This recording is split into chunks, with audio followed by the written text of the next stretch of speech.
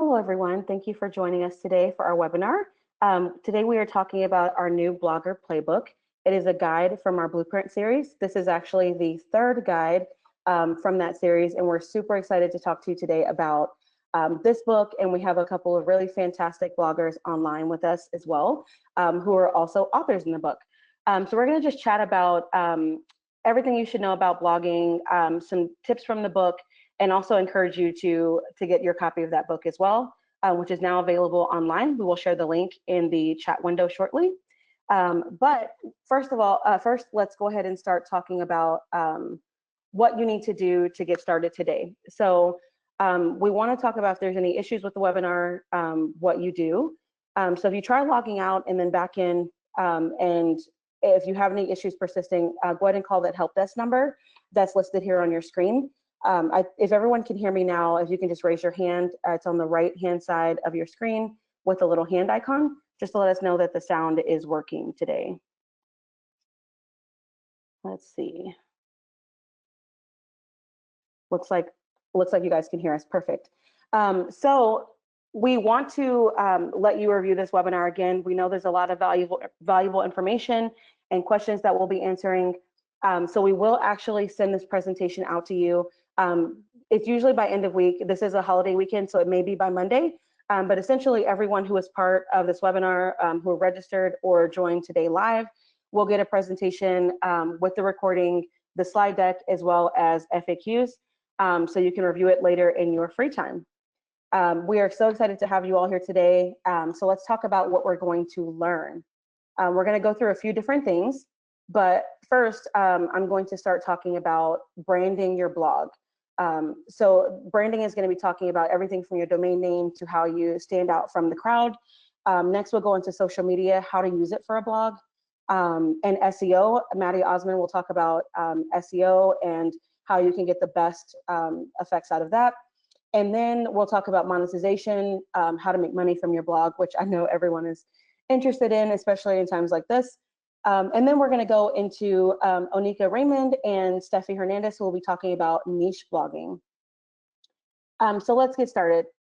It looks like today we have myself. I'm the content manager for Bluehost. We have Onika, who is a travel blogger. We have Maddie Osmond and Steffi Hernandez, who actually we didn't confirm before this, but I'm sorry about that. Her picture's not here, but we will introduce her a little bit later in her own slide. We also have Desiree, who is our content specialist, who will be here to answer any questions that you throw in our questions panel that you'll also notice to the right-hand side of your screen. So let's get started. I'm going to start talking about branding. There are a couple things that you have to do to make your blog stand out from the crowd. So you really have to think about what you want to say, how you want to say it, and make sure that it's something that's meaningful to you. In a lot of conversations that I've had with other bloggers, they talk strongly about choosing something that really resonates with you because it will stand the test of time. So essentially, if you start writing about food blogging, but you don't actually like food, or you don't actually like, cooking or eating out often, that's probably not something that's going to be sustainable for you. So you really have to think through, what do you want to say to the world, and what voice and tone do you want people to feel when they read your words, to make them come off the page and kind of resonate with your audience and with you as well. So when you're thinking about your blog and branding yourself, it's important to think about consistency. So using a consistent voice with your messaging and all of your content. So when you post something online, make sure that it sounds like something you would say, right? If someone met you out, at a conference or out in the world, would they recognize your tone of voice and your tone in the words that you use and the way that you describe things, whether that be, exclamation points to prove that you're, excitable and a happy, go lucky person, or will they feel something different when they meet you?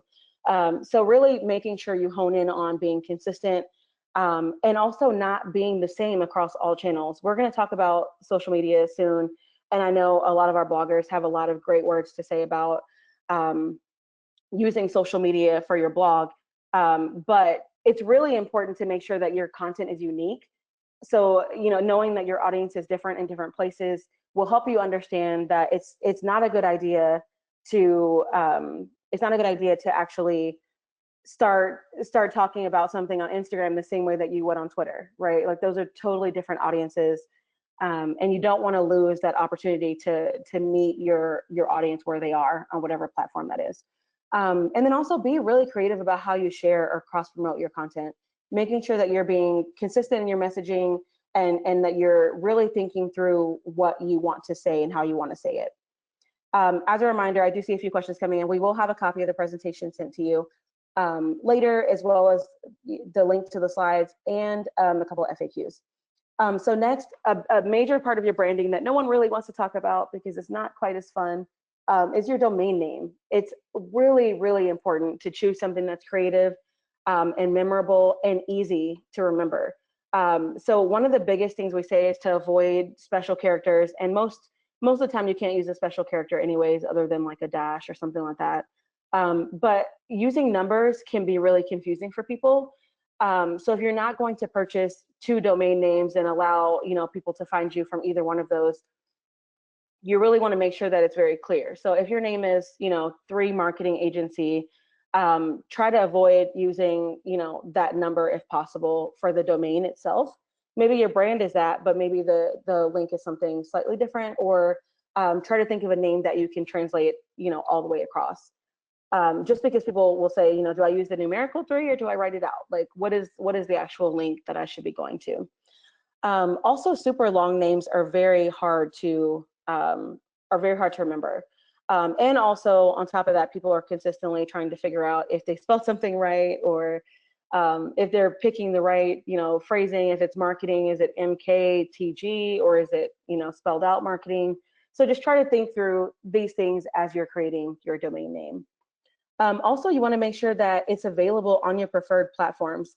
So if you don't prefer to use, if you want to use, social media, which I heavily suggest, especially for a blog, again, a lot of people on this call would agree with me on that. You're going to want to make sure you have the same name across everything if possible. There's times when that's not possible, and, a lot of people have made it work. But if you think of something like, if I want to have a food blog and I want to call it Michelle's Food Blog, I want to make sure that name is available on Twitter, on Instagram, on Pinterest, on Facebook, wherever I could potentially be, or wherever I want to stake my claim. So that's heavily important to do that early on.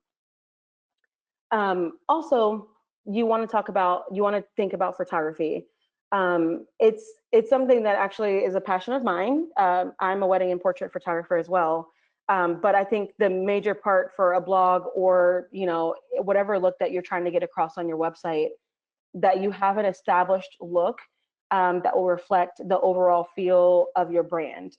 So if you're light and airy, your photos are light and airy. If you like dark and really contrasted tones that really feel like you see emotions in it, make sure that matches your tone of voice and how you write, but also how you photograph yourself and other people that you're photographing for your blog.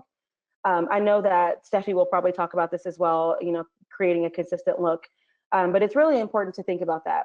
If you can take your own photos, it's definitely suggested, and I think the reason for that is because photography is not cheap. It's something that you want to be able to get, lots of photos, lots of images of yourself, and consistent content to go out on a regular schedule, a regular cadence. So if you can take some of those photos yourself, the better off you are, right?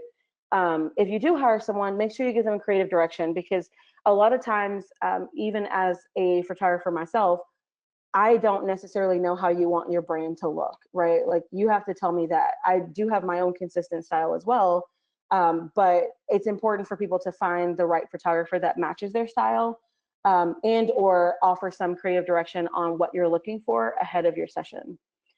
So those are just some things to think about in terms of photography and branding yourself. So next, let's talk about some tools of the trade. This is something that you'll find consistent in our book. All of our sections come with tools of the trade, things that, those professionals suggest that you use to get a different look or feel, to manage your blog, all of these different types of things. Don't feel like you need to write all these down. Again, we will send it out to you. But when you're using photo editing, there's a lot of really cool tools. Lightroom is my favorite, as well as Photoshop, but that does require a little bit more training. But Lightroom is really easy to create presets. Presets are also something we talk about in the book. They are basically, you take a photo, you pull it up, and you say, hey, I want this to look a little bit darker. I want this to be, a little bit more clear in this way. I want, a vignette, a darkened edge or something like that. And then you save that, and then you can use that later for any other photo. So basically you get a consistent look, which again is super important, especially on your, social media feeds, especially in places like, Instagram. If you're creating Instagram stories, there are a lot of cool places to do that. Canva is one that I use in particular. And it allows you to take, it already pre-sizes it for you. It allows you to put in, the content that you want to say, you save it, and then you upload it to your Instagram. But it makes it really easy to build out some of those things. And then of course, like video editing, if you choose to do video, you definitely want to use something that, where you can cut out any, mistakes that you made, or at the beginning or end, if you're filming yourself, you don't want, the video of you walking up to the camera and then the video of you walking away from it, to be part of your brand. So thinking about things like that and trying to make sure you have a consistent look, by editing things to add, even your title. There's a title of the blog or vlog that you're creating. That's a great way to do that. Also, as far as like organization and planning, later is a great place to do that. You can plan out your posts, see how they look in format, schedule them out to go. And then if you're using Pinterest, there's a lot of great tools for using Pinterest, and Tailwind is another app that you can use as well. These are, a few of the things that you could use to help you. Again, don't feel like you need to remember it, but we will send it out to you, but just some things to consider. Okay, so next, let's talk about social media. I'm trying to pace myself. I want to make sure I'm not going too quickly, but also want to give our guests on the line some time to talk and to share their expertise as well. So social media for your blogging, again, it's super imperative that you're online. You have to use social media for your blog. So let's talk about some of the reasons why that's important. So it's one of the most cost-effective ways to build awareness for your brand. It is literally a way for you to freely post and share information. There's a lot of ways that you can get people to follow you from using social media. I personally don't feel like anybody should have a business, a blog, or otherwise an online store, anything like that, without having social media. It is one of the easiest ways to market yourself, and it's also social proof. So social proof means, like, if you have a blog, or for example, if you have an online store, right, and you're selling products or services, people want to know that they can trust you, right? They want to know that you're an actual business, you're an actual person, you're an actual real life thing that won't, steal their money, or that's legitimate, right? And so when somebody goes to your social media page, they're able to then see, wow, other people are following them, they're consistently posting, they're clearly active, right? So being active is one of those things that social media can give you without you having to do a lot of work. I understand that a lot of people don't feel like they're social media savvy or anything like that. There are tons of tools to help you do that. Like I said, Canva is another one where you can create posts, not just Instagram stories, but creating posts and scheduling them out and doing them in batches, to make sure you're consistent. Maybe it's every Tuesday and Thursday you post. Whatever schedule it is that works better for you, just trying to get out there and using the least amount of money to prove out your business, gain your followers, getting your loyal followers, even more so than just the people, but getting people that are really interested in you as a person, you as a brand, the things that you're saying, all of those things. Social media does that for you for a really low amount of money. And if you're paying any money, it's probably for the services that go along with social media, not for the posts, like ads or things like that. So when you're choosing your social media handle, one of the things that we talked about was making sure you try to match the same as your domain or as your business name. And also making sure there's not any positive or negative sentiments across that name anywhere else. I've seen this happen to people before, where they've created a brand and they're like, this is, this name I love and it's great. Um, and I want to make sure that, people, see the passion that I have behind this name, but then they go back and they Google that name and there's 5 other companies that have terrible reviews or things like that that can really impact your business in the long run. So it's really, really important to think about, what are other people saying about that name in the market, in the world, and online, right? Also try to choose things that are fairly short. I know Twitter has like a character limit, and a lot of them have character limits, right? But choosing something that's really long, is distracting, right? And so you don't want to be distracting when you're trying to get people to start following your brand. Also, try to avoid super clever things, and it can be catchy. You can have some catchy things like pause RS, right? Something like that would be like, oh, it's about dogs, right? And it's a play on Toys R Us, which is no longer in business, but that kind of play on words is good sometimes. But being too clever sometimes can fail you in the end. And then you don't necessarily want to use any super personal things if it's not part of your brand. I've talked about this in many webinars before, but if you are a life coach, your brand is directly tied to you as a person. So those two things become more synonymous than somebody who has an online store, for example, and doesn't necessarily want their name associated with the brand. They want the brand to stand out for itself. So just thinking about things like that when you create your name will be super helpful for you. Then let's talk about writing your social bio. Writing your bio should start with very simple things. Who are you? What do you blog about? I know some of the people on this call have great Instagram bios that are just as simple as saying, hey, I'm this person, this is my name, I'm a travel blogger, I'm a food blogger, follow me at this place, these are the things that interest me. And then it kind of sets your tone as well, right? It's the first thing people see when they get to your profile. So if you're super happy and chipper and use emojis, people are going to think maybe you're a little bit more lighthearted than someone who says, I write things, right? Like that doesn't sound as like engaging or as exciting, as some of the other things that you can use.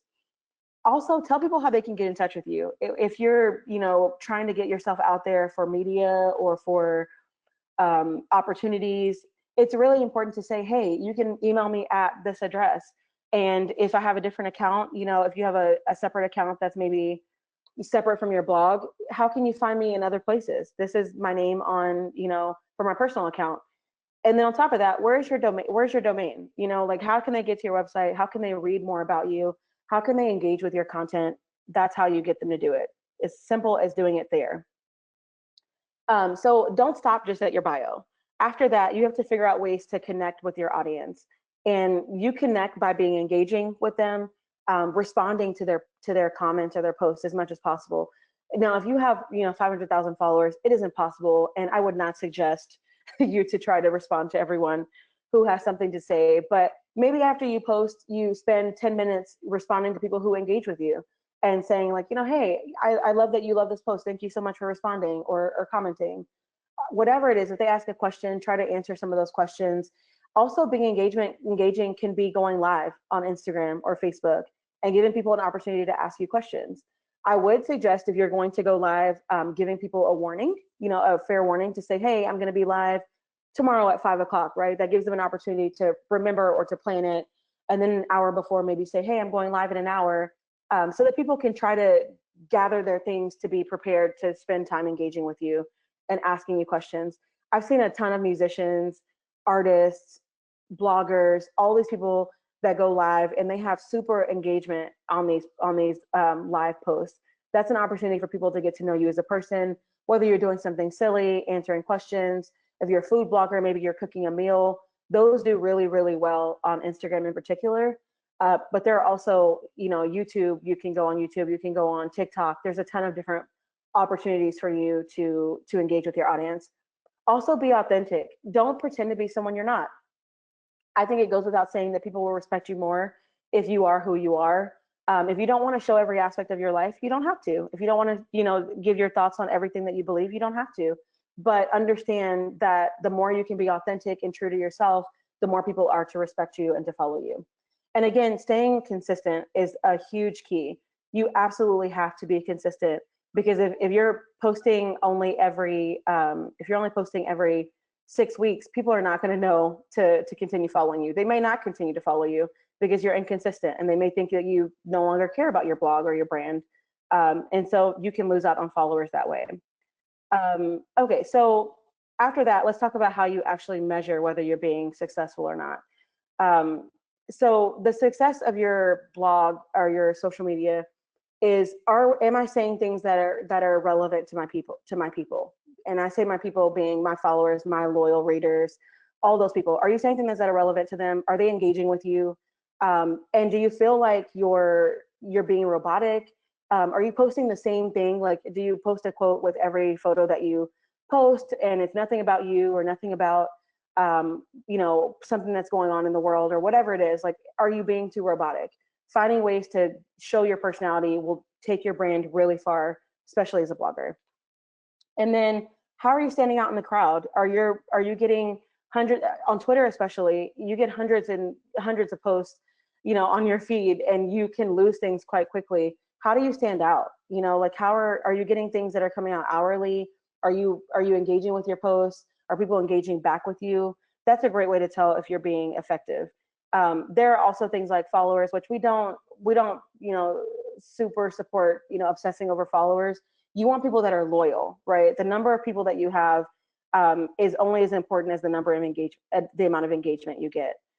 So you really want to make sure that you're saying relevant things to the people that you are trying to reach with your blog or your social media site. So with that, I know I rushed through that pretty quickly, but I really, really want you guys to hear some great speakers that we have. So I'm going to hand it over to Maddie Osman, and she's going to talk to you a little bit about SEO and why that's important for your blog. Take it away, Maddie.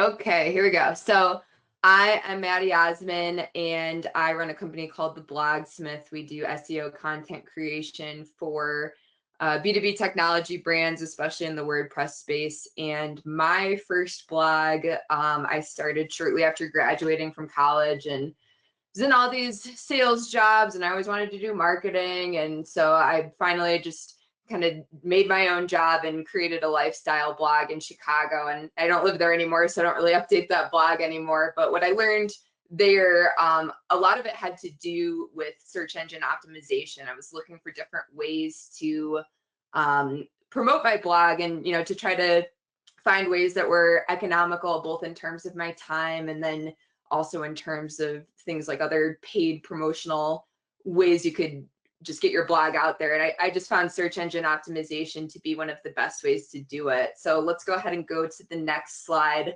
and talk about some of the basics of SEO. And certainly we could dive in deep and get really technical here, but I figured for the sake of this presentation, we'll kind of keep it light. But if you have any questions after we go through this, or if you just want to chat about SEO, either drop them in the chat, or you can always reach me on Twitter. I'm at Maddie Osman, which is MADDYOSMAN. Always happy to help. So let's go ahead and just kind of define, like, what is SEO? SEO just means search engine optimization. It's the act of trying to make it easier for people who represent your ideal target audience to find you based on the terms that they're using in search, based on the specific keyword, query, or phrase that they're dropping into their browser. So the search engine results page, which you see here as an acronym, the SERP, is just that page that you see after somebody types in a query and presses enter, and then you see different results that you could choose from. And so a search engine results page not only represents these organic ranking opportunities where people are creating content for those specific keywords, it also refers to when people are doing pay-per-click advertising. So a search engine results page is essentially the mix of those organic content results as well as results that people are paying for. And I think my general recommendation for people on this webinar, for bloggers, for people who are just getting started out, is test out SEO before you get into spending money, because there's a lot of crossover, I think, in terms of specifically the idea of optimizing for certain keywords. One thing to keep in mind too is that pay-per-click advertising, PPC, is something that works as long as you put money into it, but the minute that you turn it off, that means that there's no way for people to come to your website from that specific tactic. Whereas SEO is kind of more of a long-term game. It's something that you're investing a lot of time and effort in up front, and you might continuously invest effort in updating content over time. But it's something that can pay off over the long term. And that's why I think it's worth focusing on from a blogging point of view. So I think that covers the basics. Let's look on the next slide, which is what is SEO and how does it help my blog? Basically, the way that I look at it from the content perspective, and really what made me want to learn it when I was working on my own lifestyle blog, is just that you put so much effort into creating content, and it doesn't take a whole lot of extra effort in order for something to rank in relevant search. And so why not take that extra time to more or less translate your content for the Google robot who is looking for these key signal areas on your page. It's looking to see what's the context of your content. What different topics do you talk about? Even if you're optimizing for one keyword phrase, what are related topics that might also provide ranking opportunities? And I think it's also worth mentioning that although you want to be optimizing for Google, the ultimate end user of your content is a human reader. And so you never want to optimize for Google at the expense of that human reader. But I think there's a way to toe the line, and we'll talk a little bit about how to do that specifically. But I think like one of the points on this slide is that it's a conscious effort on your part to reach your blog's target audience. SEO doesn't necessarily work unless you are putting a conscious effort into it. So you might have like the greatest piece of content ever, and it might be really long and have a lot of different sections for Google to understand the subtopics and things like that. But unless you're taking the time to optimize your content, then you shouldn't expect it to necessarily come up in relevant search. So I just wanted to drive that point home, that it comes down to great content, but it also comes down to proper process. So let's look at the next slide.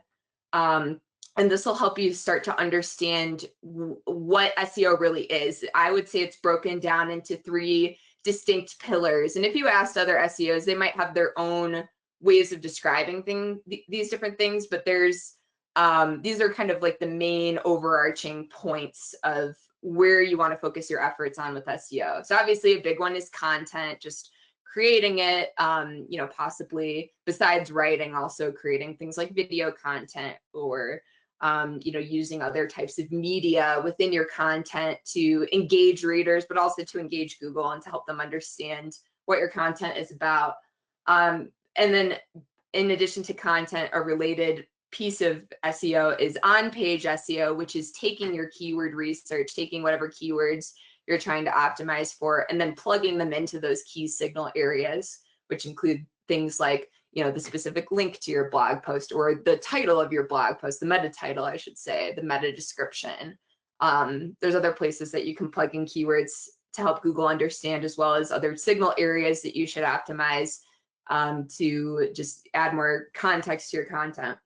So then we get into like website technical structure. And if you're a student of SEO like me, then you're probably familiar with things like speed and performance. But for everybody else who this is not necessarily what you do on a daily basis, this includes things like making sure your website looks just as good on mobile devices as it does on desktop computers. Going page by page and literally checking after you publish a blog post to make sure that everything's showing up exactly how you want it to, and there's no confusion or messy formatting or design.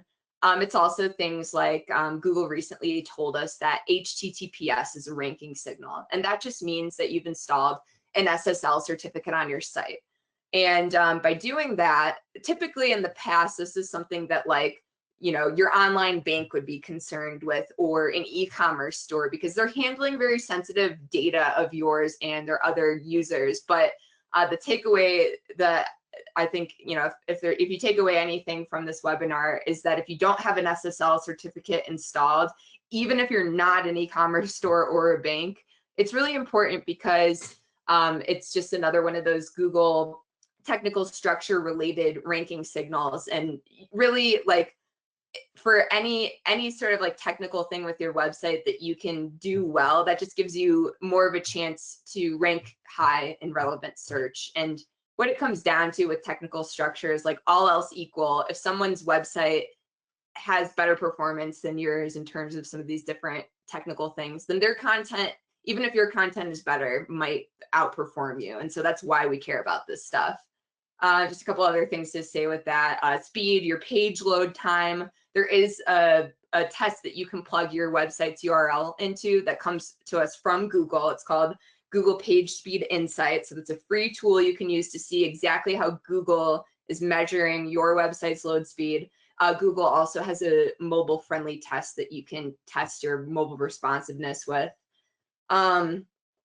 So yeah, if you're using WordPress specifically, there are a lot of plugins that you can use. I think I actually do talk about that.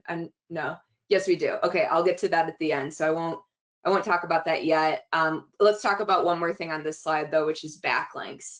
And so essentially, if you have really great content, then it's easier to get people to want to link to it. But building backlinks is not really a passive thing. It's definitely an active part of SEO, where you're trying to find sort of like win-win opportunities for other websites to link to you. And we can get into that a little bit more later, but that kind of covers the basics of the 3 pillars of SEO, that you need to be creating great content, make sure your website is performing well, and also be you know, taking a conscious effort into building backlinks. And we'll talk a little bit more, but let's go ahead and go to the content slide.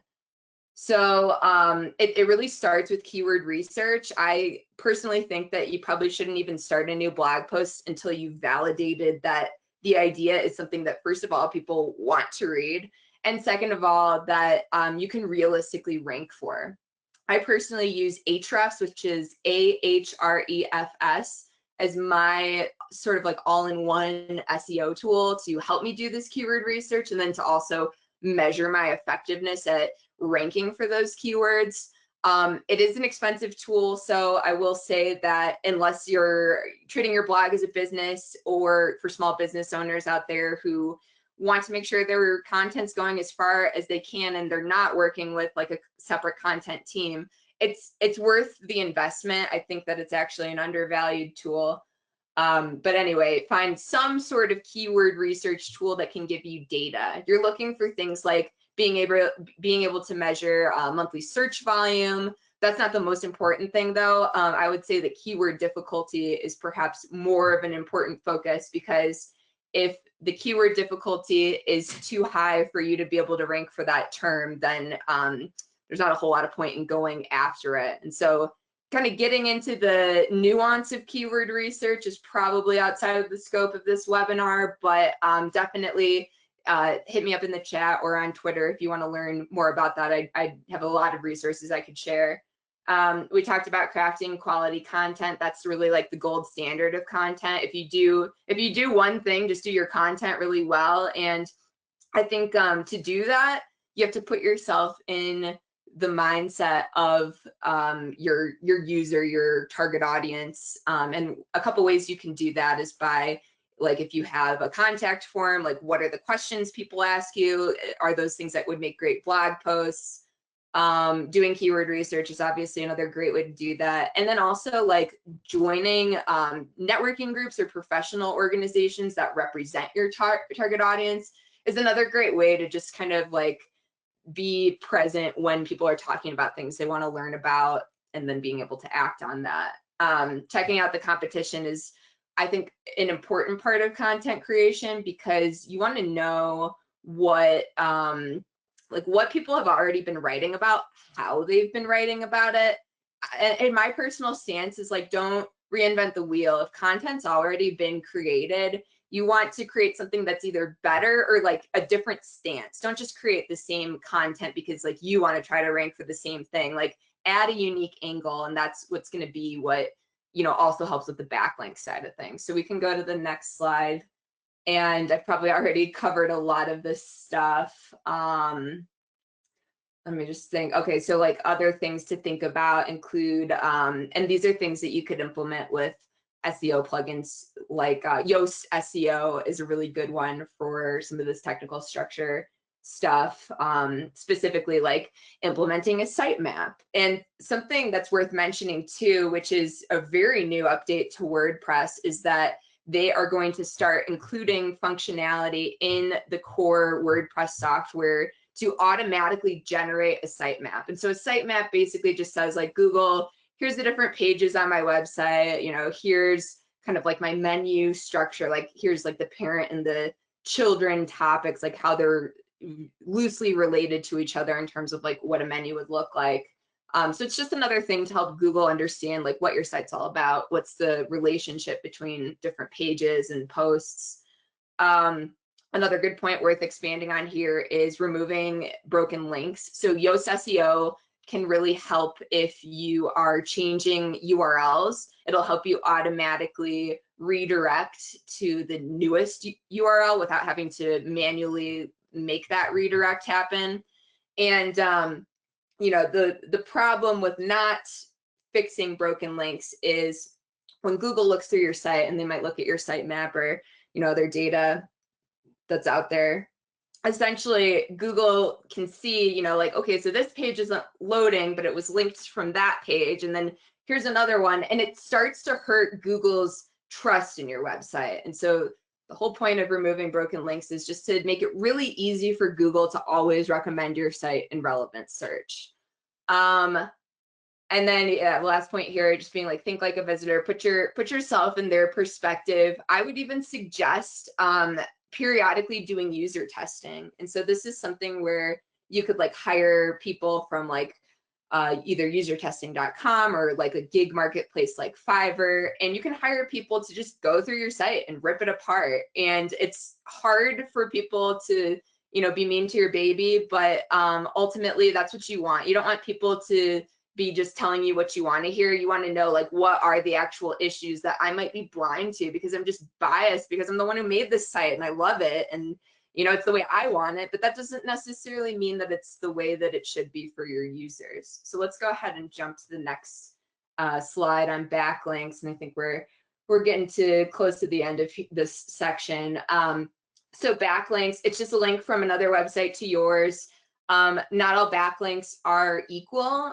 So like, let's just say that I got a backlink from a website that was just launched yesterday. That's not going to have the same impact as, say, for example, getting a backlink from like the Washington Post, which is an established publication that has a lot of people also linking back to them. And so backlinks is another thing, or I guess I should say, your website has a score that's called either domain authority or domain rating, one of these things, depending on what tool you're using to measure it, but it means the same thing. And it's just like, how many websites are linking to my website, how many relevant websites are linking to my website, and what is their authority also as measured by the same metric. So it's kind of like a topic that's hard to explain without like putting numbers in front of you. But the idea is that the higher your domain authority, the more likely you are to rank in relevant search. And it's also a metric that you can use to compare yourself with competitors to see, like, all else equal, would I be able to outrank them? So yes, let's go ahead and talk about just a couple tools that I would definitely recommend for your toolkit. All the Google tools at the very top are absolutely free to use. Please take advantage of them.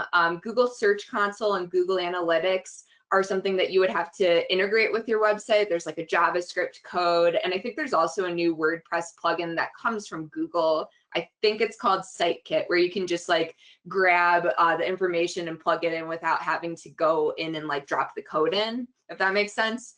And we already talked about page speed insights and mobile friendly tests, good things to periodically throw your URL into just to make sure that there are no obvious issues. And of course, like being able to understand SEO from Google's perspective is a really valuable opportunity because, you know, obviously we don't know everything about how SEO works. Google keeps a lot of that a secret, but we do know based on these tools that they give us, at least some of what goes into ranking. So then a couple of WordPress plugins. Updraft Plus is just a backup plugin.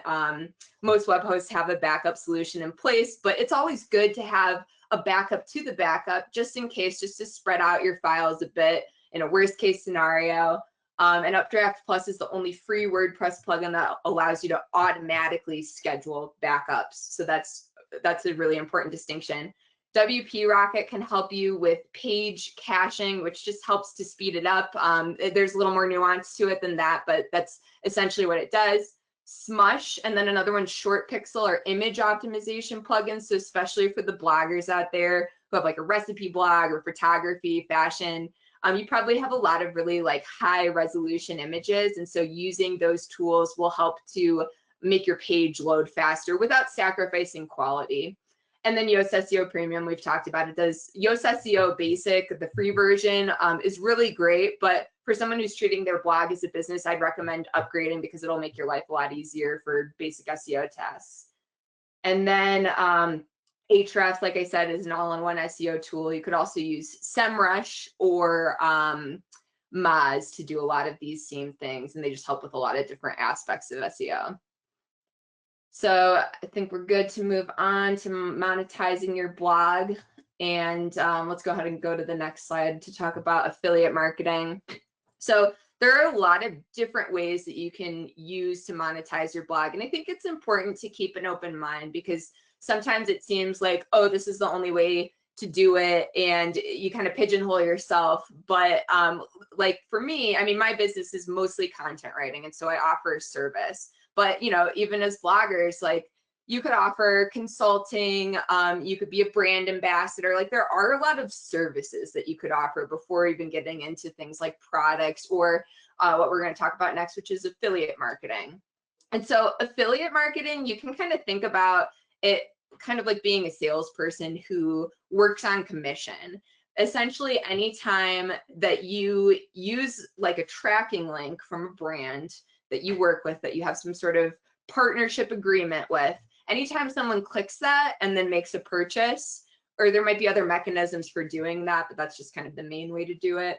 Anytime that happens and you get a commission of the sale, and it's something that's pre-negotiated, affiliate marketing companies or companies that you would work with as a partner are pretty good about putting terms together and making it really clear. There are definitely different levels of programs that are worth your time. Like some of them will give you an ongoing commission. So say, for example, you are an affiliate for, let's just say something like Calendly, which is a calendar scheduling tool. Like they might set up their affiliate program so that an affiliate makes a cut of every time that customer is charged. So either annually or you know, every month as they pay their bills. So some of them will only give you a cut at the onset, that first transaction that happens. And it's important to think about when you're selecting affiliate programs that you want to get involved with, like what's going to give me the most return on my time. Because part of being an affiliate marketer means that you're going to be doing work for this brand in terms of creating content on your blog, you know, sharing that content on social media. You might be coming up with even like custom assets, like an ebook that explains like how you use that tool, or custom landing pages for, you know, special offers that they're putting on. And so you definitely want to make sure that it's worth your time. And I think like some of these other points, like vet the brand, like is it actually a fit for your audience, or are you just, you know, distracted by the high commissions that they're offering? I think that a lot of bloggers at some point, you know, during their career get into that like existential question of sorts, which is like, do I promote this at the risk of maybe coming across as inauthentic to my audience, because it has absolutely nothing to do with what I blog about. So that's definitely a point worth like really taking to heart.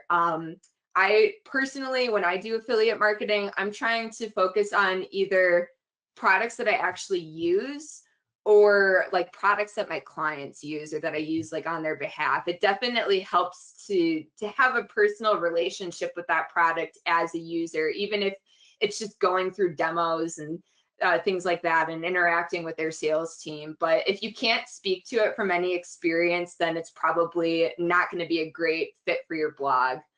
So another thing to keep in mind is to just add value. A word on affiliate links. So when you're adding affiliate links to your blog or social media and things like that, you always want to disclose that it's an affiliate link. And one way I do this on my blog is just at the very top of every blog post, everyone that includes affiliate links, I say, please note, this blog post contains affiliate links for products that I love and use. And you'll want to play around with the language because it can feel kind of awkward, but you got to make it your own. As long as people know kind of before they dig into the content, that's really what we're going after. And it's also a matter of adding like the affiliate like hashtag to your social posts and things like that. Another thing worth mentioning is tools like Pretty Links. I think we're actually going to talk about some tools we can use. But basically, like something like Pretty Links makes it so that you can easily add affiliate links to your blog and then change them in the back end if that tracking link ever changes without having to go in and update every blog post. And yeah, don't just use one affiliate link on your page. Like make sure you're repeating it, because the way that people convert on a blog post or on a website when they're making that decision to make a purchase, it happens at all different times. It could be at the very beginning, it could be at the end, but it could be at the middle too. All right, so let's go ahead and go to the next one. We've probably talked about a couple of these things, but essentially, traffic is the first piece. If nobody's coming to your website, it's going to be hard to make money on affiliate marketing. So that definitely has to be a huge focus for you when testing out this tactic and trying to monetize it. Let's see, looking for other places where you can post like other blogs, other social media using SEO. Let's go ahead and go to the next one. And this is going to be really similar to SEO, which is just that, there's different ways to monetize with ads. You could do banner ads on your website, or you can do pay-per-click ads. I would suggest probably trying not to spend too much money on affiliate advertising because the purpose is to make money from it.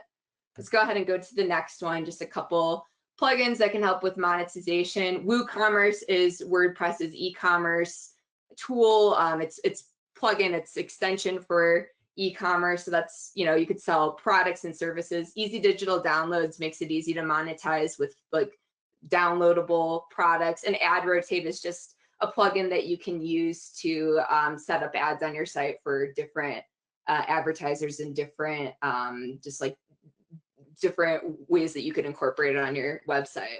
So I'm going to go ahead and pass it on now to our next presenter. But again, let me know if you have any questions. Thank you so much, Maddie. That was perfect. For time, I think I'm going to go ahead and go directly into Steffi, just to make sure that we don't miss anything, that we give her an opportunity to speak before our time is up. So I did write some questions down that we'll have answered at the end. Also, as just a reminder, we will send you the link, the presentation, as well as some FAQs that we've been answering during the session and that have come up later. Also, if you have any questions that you don't think may get fixed here, just ask them.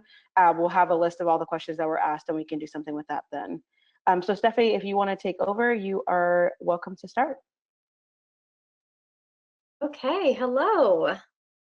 So my name is Steffi and I am a lifestyle blogger. I am also a freelance writer. I have been running my lifestyle site, The Tiny Herbivore, for over 3 years now. I cover trendy topics such as wellness, style, food, and even pop culture. My content is short form, easy to digest, listicle content that people just love to share. During this time, I was able to use my experience to help me move into my career of being a writer. Currently, I freelance for a few publications such as BuzzFeed, Medium, and a couple of other smaller websites. I'm also working on my first novel, which I thought was always fun to say. So I get asked a lot through social media, what are some of my tips for someone who is trying to get started with a blog? And we did speak about this a little bit in the beginning, but I want to kind of hone in on building your brand. So I'm just going to break it down as easy as I can. One of the most important parts of starting your own brand is figuring out what exactly you want your theme to be. This means color palette, aesthetic, topics you'll cover, fonts you'll use, slogans, etc. Basically, all those types of things that create one brand. When you're working on your image, some things you want to focus on is your content. By this, I mean, don't rely on stock photography on your website if you are focusing on a personal blog. For example, I have a more impersonal website that allows me to use stock photography, but in terms of my social media, it's all about me. So some niche blogs that you have probably seen are, fitness, fashion, home decor, health, finance, food, you've seen all of them, but lifestyle specifically kind of takes little bits and pieces of these different niches and puts them into one topic. So when you start to create content for your brand, it's important to remain cohesive by editing your photos in a similar manner. Basically, I wouldn't post a super vibrant summer photo next to a moody black and white grainy photo. Like, that's just not going to work for my brand. I want my brand to be recognizable and for people to see my content and have it be aesthetically pleasing to their eyes. I want them to recognize who I am based on the things that I put out there. Visuals are incredibly important when you're trying to create this. For these kinds of photos, some equipment that I recommend is obviously a quality camera. You can either invest in a really nice camera, or you can use a smartphone that has, a high quality camera built into it. To be honest, 100% of all of my videos and photos on my social media and my blog are taken with my iPhone. Again, this will depend on whether or not you want to have more professional curated images on your page or just fun personal content that still has quality to it.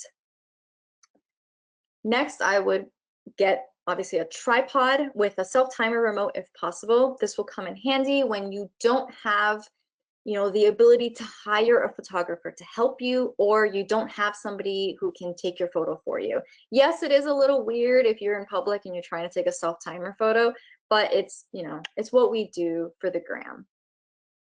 Once you get your, all of this equipment ready, I recommend getting a computer if you don't already have one. Most of us do. Which you would use to edit photos, videos, and just be able to work on your website and your social media much more comfortably than just using a phone. When this is all set, it's obviously time to create your content. But what platforms are you going to use? This is something that you need to figure out. I know there's a saying that says, don't put all your eggs in one basket. But I also believe that you shouldn't put all of your eggs in every basket. Quality over quantity. You don't have to have every single social media platform to be successful. Focusing your energy on only a few platforms will create less stress and higher quality content. For example, me personally, I focus on my Instagram account, my Pinterest, and TikTok because they work well with my brand and who I am. When you start to grow these accounts, whichever ones you choose, you'll start to see a specific type of income start to trickle in. Which brings me to one of my favorite myths I hear all the time which is that you can't make money with a lifestyle blog because it's not as niche as other topics. And obviously, this couldn't be further from the truth. Some ways that you can make money with a lifestyle site specifically is, as we've mentioned, affiliate marketing. But for me, I use it in a different way. I don't choose specific services, but I use it to link products that I recommend based on the content that I have created. As an example, if I write an article about 10 exercises that you can do to relieve anxiety, I will post links to some equipment that you can buy, outfits you could wear, or even just similar products like water bottles or fitness trackers that might be something you are interested in based on the fact that you are reading this post. Additionally, I make money running ads on my site, and most of my money is made with collaborations with brands through my social media platforms, specifically my blog and Instagram page, which is why it is so important to bring your brand to different platforms and not just keep it as your website as much as you might want to, because social media can be a little scary, but it's important to just kind of make yourself known in different platforms. Another myth that I love to debunk is that to have a lifestyle blog, you need to put your personal life out there. And if you haven't seen my site, The Tiny Herbivore, I suggest you check it out. It's super fun. And it currently just doesn't have much to do with me. When I first started, I would post personal content about my life until I quickly realized I have no life. So I focused on the topics that I love to read about. My social media platforms are, however, about me and my personal life because I still wanted to put a face to my website, but I also really wanted to create a site where someone could go on and find lots of different content that they would enjoy. Whether it's a recipe roundup on 10 high protein breakfast ideas, spring fashion trends, 10 shows on Hulu you need to binge watch, whatever it is, it's easy to read, it's trendy, and it's just really entertaining. And that's what I was going for my specific website. So to create everything that I do, I want to share with everyone some of my must-have tools to keep me from going crazy. To manage my blog as well as my freelancing, I use Trello, which is a project management website. It also has an app, and I would be lost without it. It is really amazing at organizing everything that you could possibly think of, even unrelated to your website.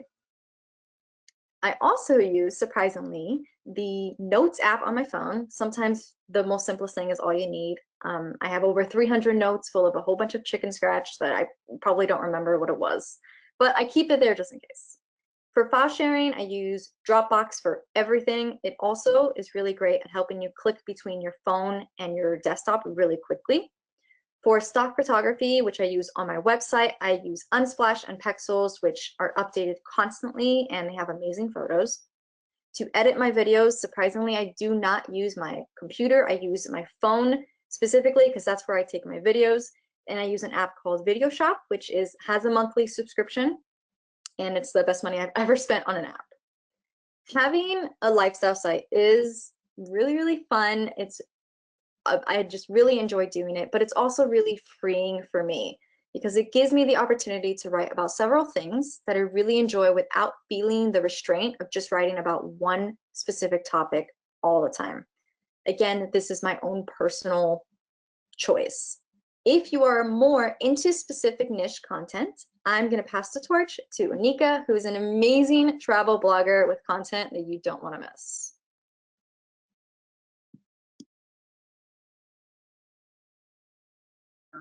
Super pumped to dive deeper into your blog and your social. So hi everybody, my name is Onika Raymond, and I actually am the author of a travel blog. And as you can imagine, at this current time, I'm not doing much traveling, but luckily I have lots and lots of photos and videos and blogs in the archive that you can all check out. So basically my blog is called Onika the Traveler, and I started blogging in 2005 while I lived in France.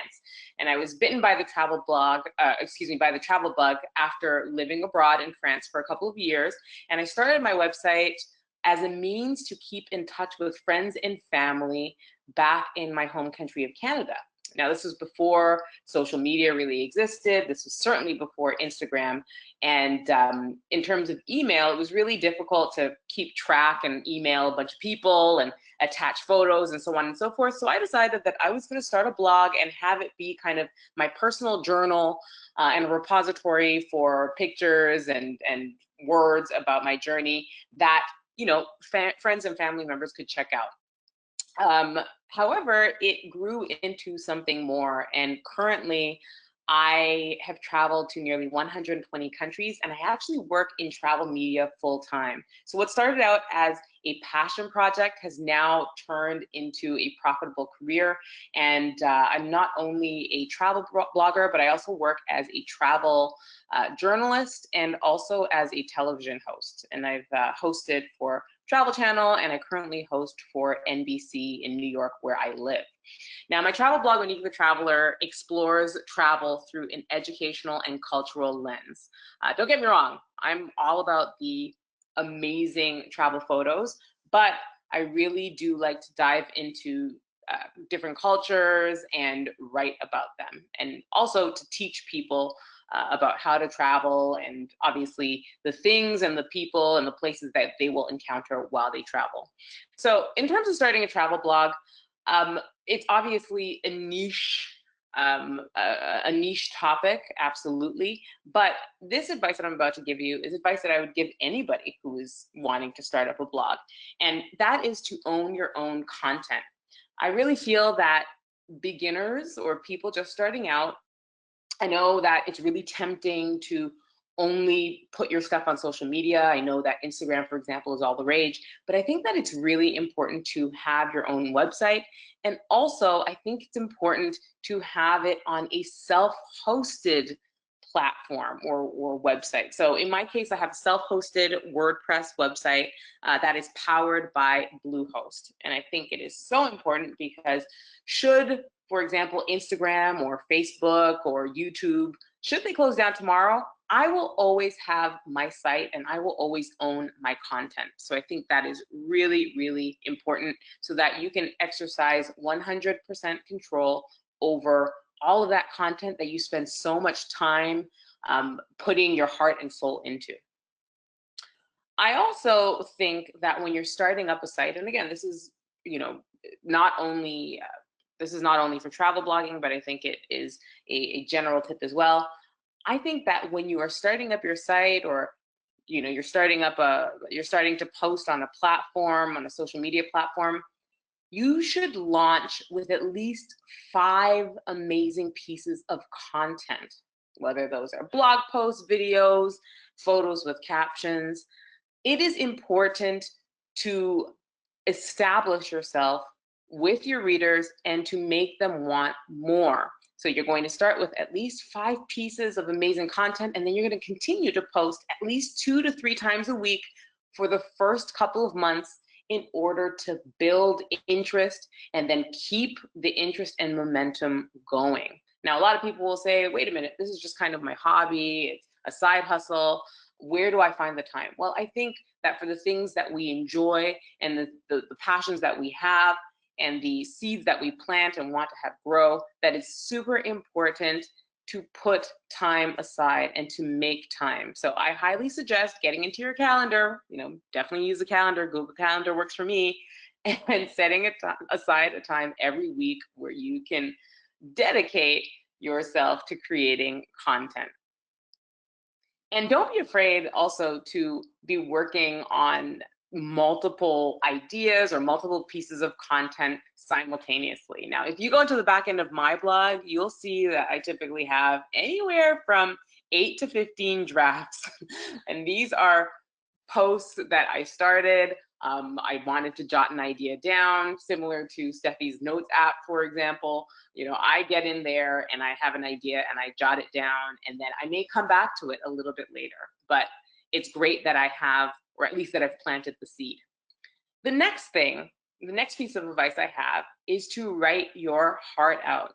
Now, when you're growing your audience, it's really important to continue to build on your skill set, which is writing. And so you want to make sure that you're writing quality pieces of content, but practice makes perfect. So you can use this time that you've dedicated to build up your site with quality articles, quality content that are relevant and that are valuable to your audience. Now, one of the reasons that I feel that I've been really successful in this field is because I have not shied away from self-promotion. And this goes back to using different tools and different platforms in order to promote yourself and your work and to have your work seen. So when you're trying to build a brand, you need to be on different social media platforms and you need to be on them consistently.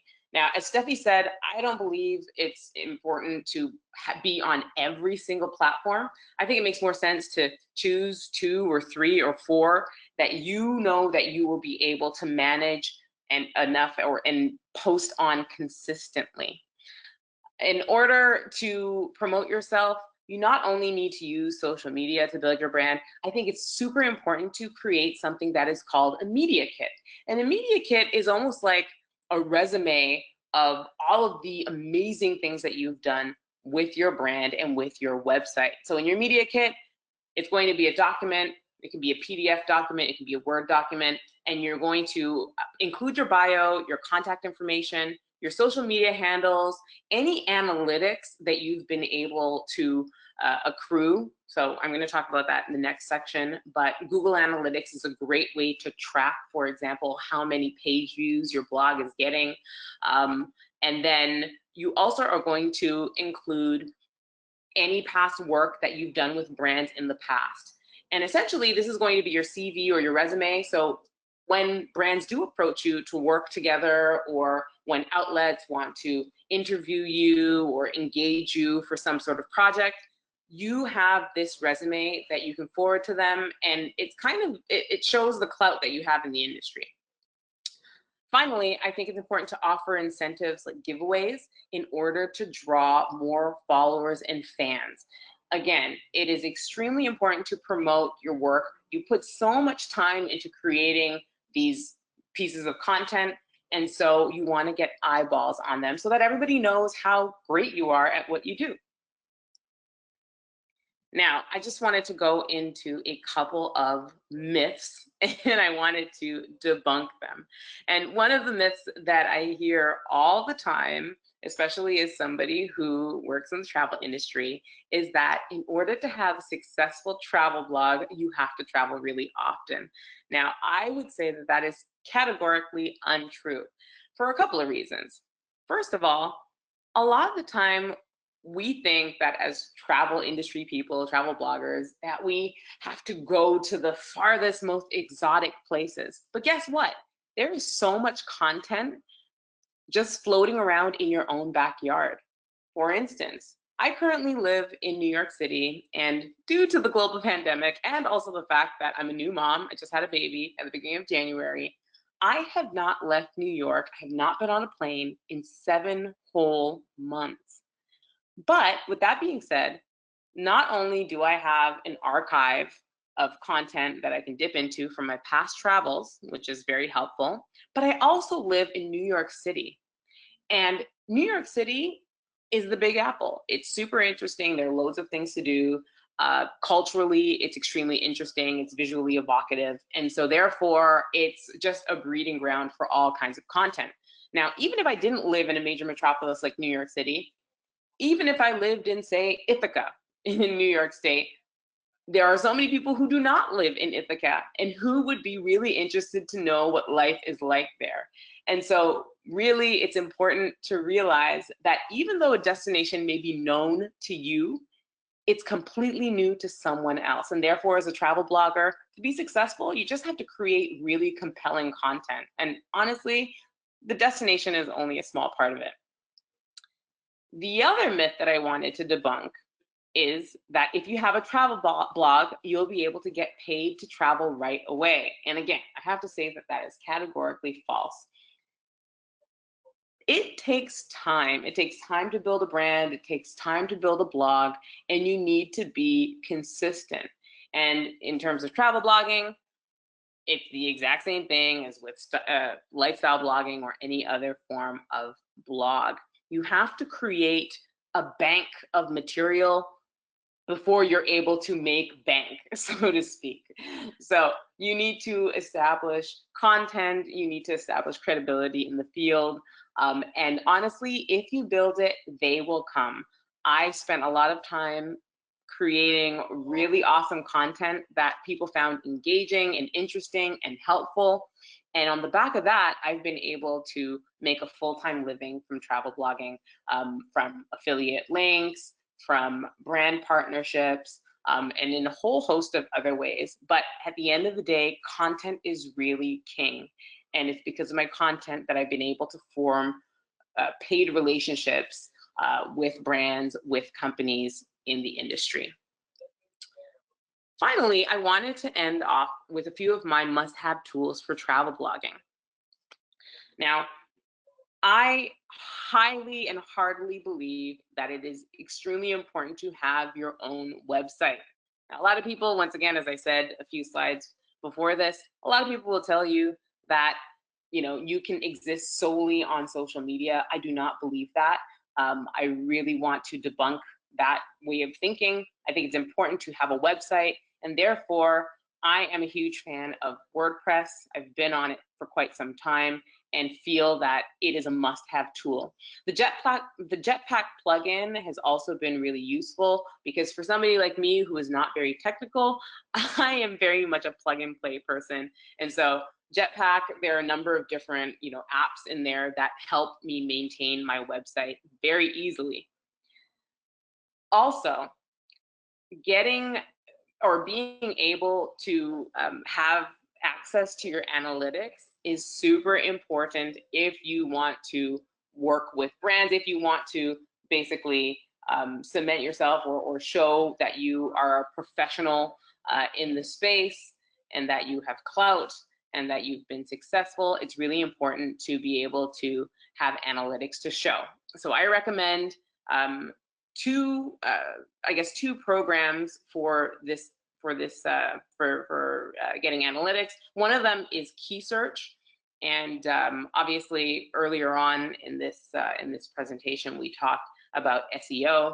Now, I am not the SEO specialist here, but Key Search allows me very quickly and easily to see which keywords I can potentially rank for when I'm writing my articles. At this point, it's really important for me when I sit down to write a piece of content for my website that it's going to be found by people and that it's going to rank high or highly enough in search. And Key Search allows me to do that. Google Analytics, I mentioned before, it's perfect because I'm able to find out how many people are viewing my website. I can also kind of take stock of which content is doing well, what I should be writing more of, what I should be doing more of in terms of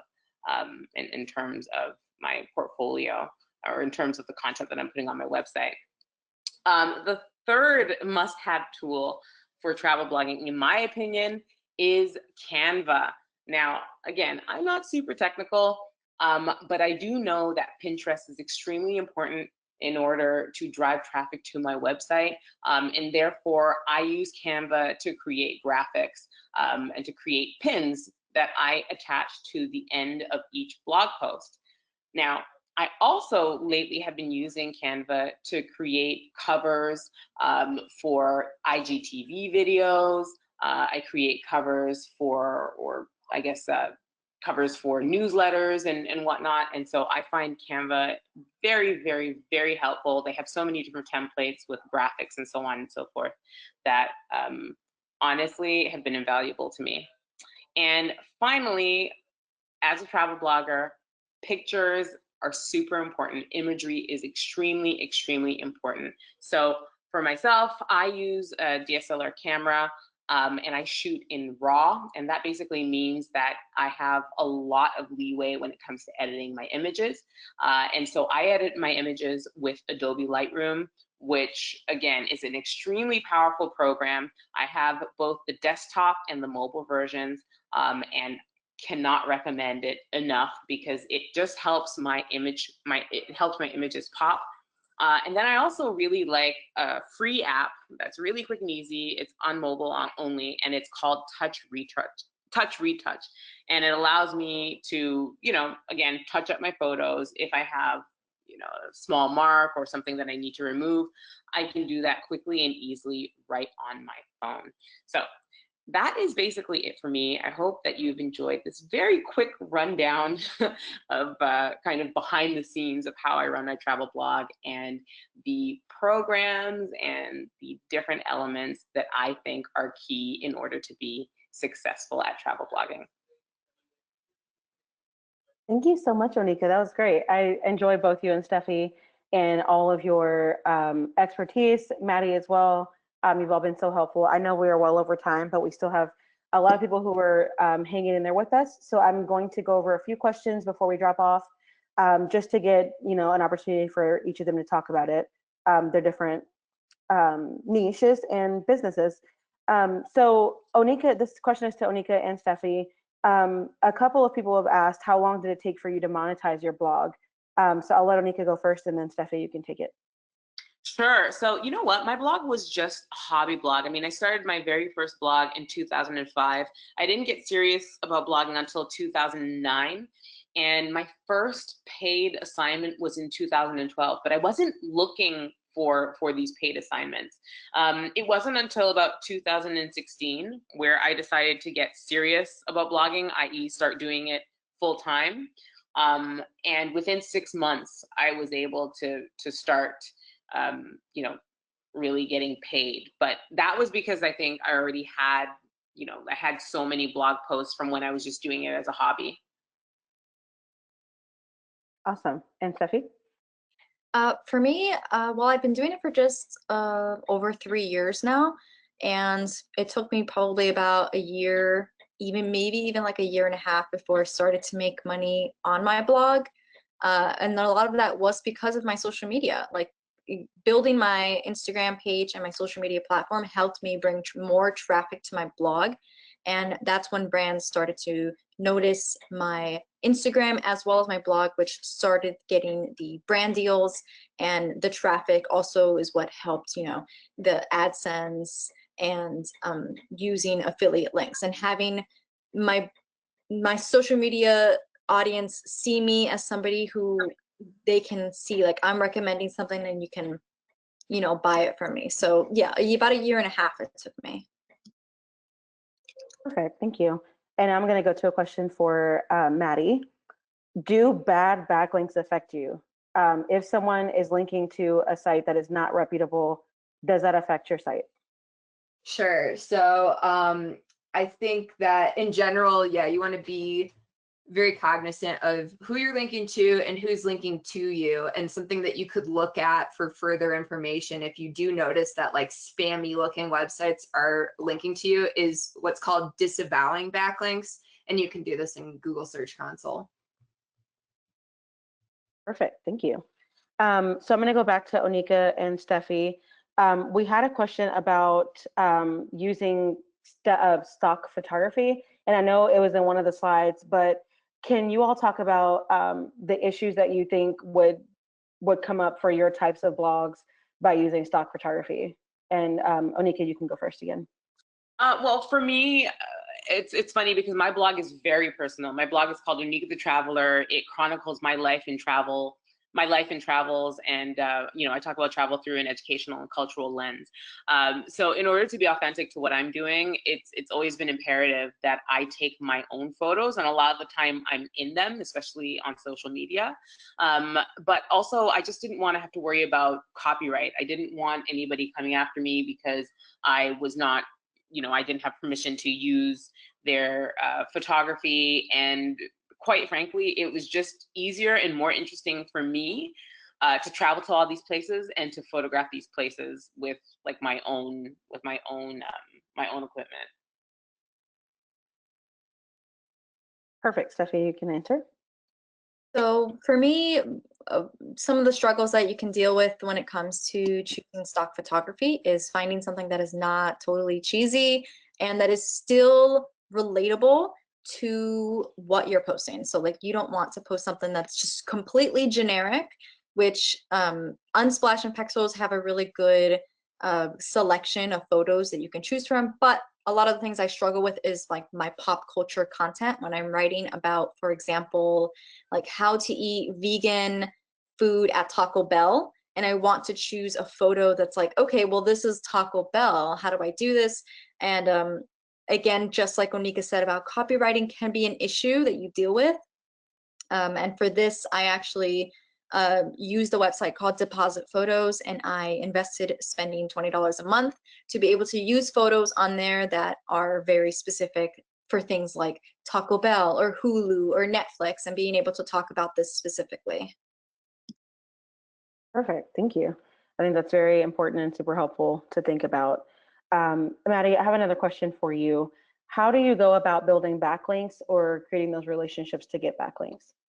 Sure. Yeah. So there's a lot of different tactics. And I think one that's a really easy way to get started is to set up some sort of mentions tool. I use one called Awario. It's AWARIO. But like mentions is another one. There's a bunch. And you can set it up so that whenever somebody mentions you on their blog or on their website and it's not linked to you, that you get that alert. And then what I would do is to approach them and say, hey, thanks so much for linking to my blog. Really appreciate that. I noticed that you didn't include a link. So if you could add that in, I would really appreciate that. And I always try to answer the question of what's in it for me, for that person who's taking the time to do that.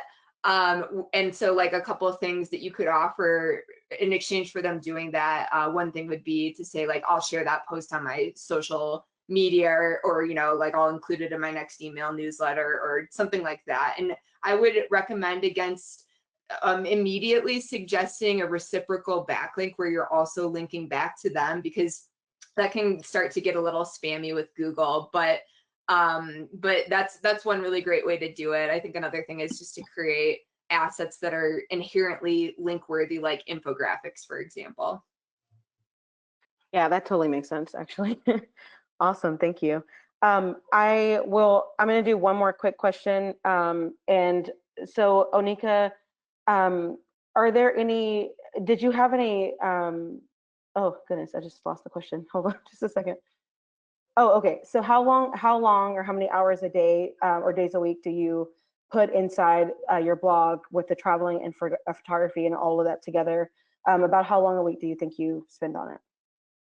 Well, now that it's my full-time job, I probably spend a good 4 hours a day working on, just working on my, not necessarily my website, but on my social, on, different assignments that I have to do, because I do a number of different travel-related things, like within media.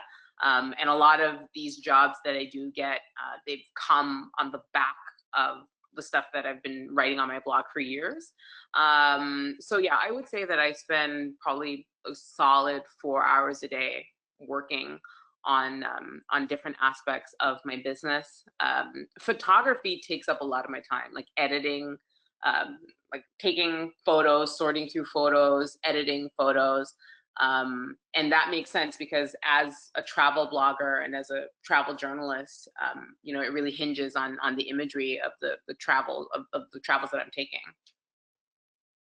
Absolutely. And I would say that your photography is beautiful. You always have really, really perfect photos online. Okay, you're welcome. And Steffi, a quick question for you.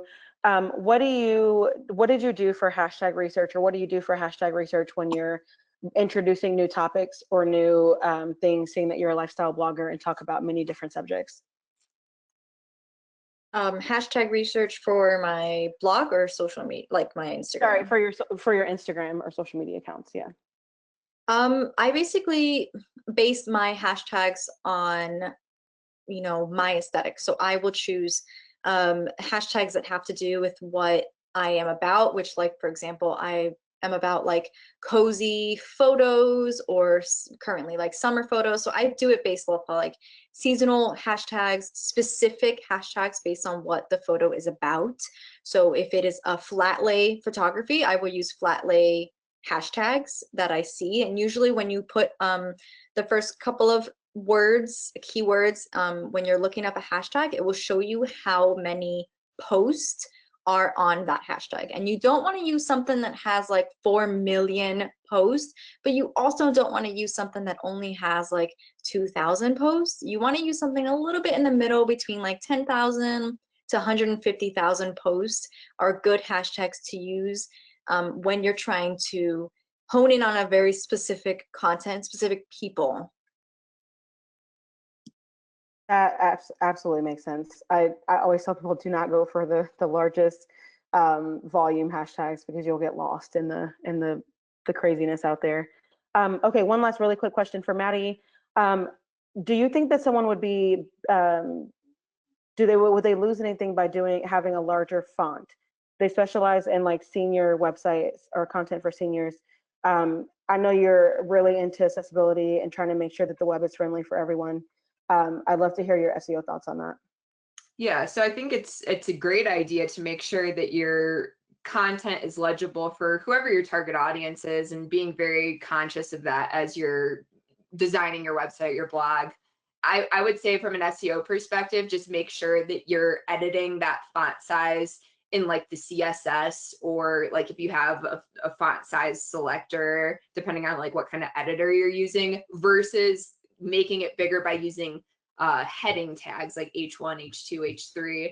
That's an easy way to make it bigger, but it confuses Google because the point of headings is to distinguish subtopics.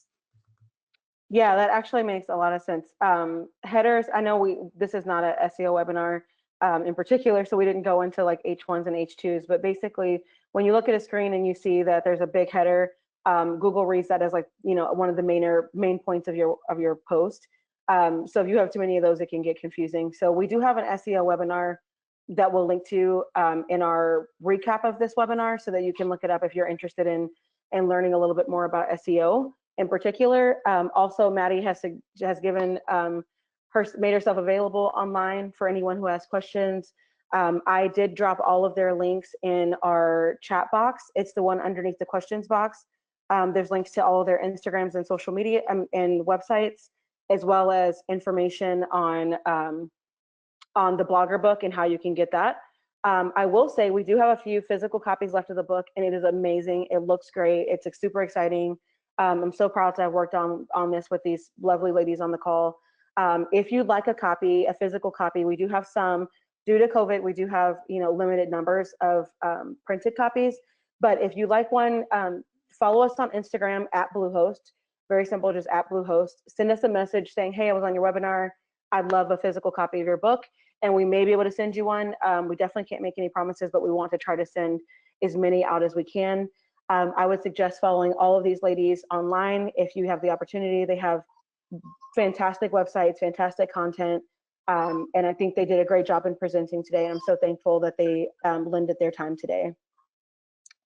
Do you all have any follow-up words before I let everyone go? No? Great. Thank you again for your time, everyone. I hope you enjoyed our webinar, and we will be back next month with a series. Look out for your email for that. And we will talk to you soon. Have a great day and a lovely weekend.